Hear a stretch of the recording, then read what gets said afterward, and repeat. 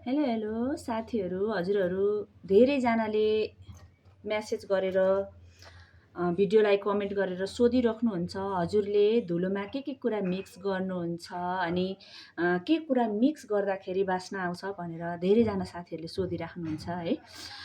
मैले चाहिँ हेर्नुहोस् है त, यो प्योर धुपीको धुलो यस्तो फुर्रा खालको धुलो लिने, यस्तो खालको धुलो लिएपछि यसमा सबैभन्दा सुरुमा हामीले के कुरा मिक्स गर्नुपर्छ त भन्दा सालधुप, अनि त्यसमा मिक्स गर्ने कपुर।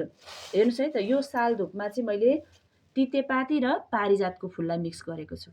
धेरै थरीको फुलहरू हामीले उपलब्ध गराउन सकिँदैन, किनभने सहर बजारमा बसेपछि सबै कुरा किनेर पनि सम्भव हुँदैन हैन।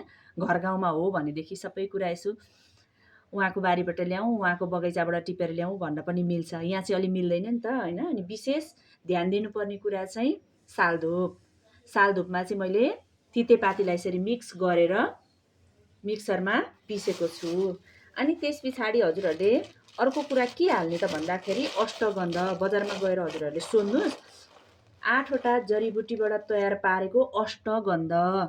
यसले चाहिँ के गर्छ त भन्दाखेरि हामीलाई धुपमा प्रशस्त मात्रामा बास्ना दिन्छ। अष्टगन्ध है, 8वटा जडीबुटी मिक्स गरेर तयार पारेको। अनि यसलाई मिक्स गर्ने यसरी धेरै मिक्स गर्नु पर्दैन, थोरै थोरै गर्दा पनि हुन्छ है।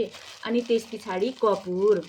हजुरहरूले ल्याउँदाखेरि यस्तो खालको डल्ले खालको कपुर हेर्नुहोस् है त, देख्नुभयो। अनि यो कपुरलाई पनि हामीले मिक्स गरिदिने। हेर्नुहोस् है, धुलोमा हामीले आफ्नो धुलो कति छ, कतिको मात्रा मिक्स गर्नुपर्छ भनेर चाहिँ आफूले तयार पार्नुपर्ने है। सोच चाहिँ हजुरले कतिलाई कति राख्ने भनेर। अनि यसरी कपुर हाल्ने। अनि त्यस पछाडि अर्को एउटा धुलो छ हेर्नुहोस् है त, हामीले बजारमा गएर हामीले धुपमा के कुरा मिक्स गर्नुपर्छ भनेर 2टा 3टा आइटम मात्रै ल्याउने है। अझ हजुरहरूले सक्नुहुन्छ भने त कपुर, सालधुप र पारिजात, अष्टगन्ध 4वटा कुरा मिलाउनु भयो भने पनि हामीलाई प्रशस्त मात्रामा बास्ना दिन्छ। त्यही भएर हजुरहरूले यसरी धुलोमा मिक्स गरेर तयार पार्नुहोस् है त। Thank you.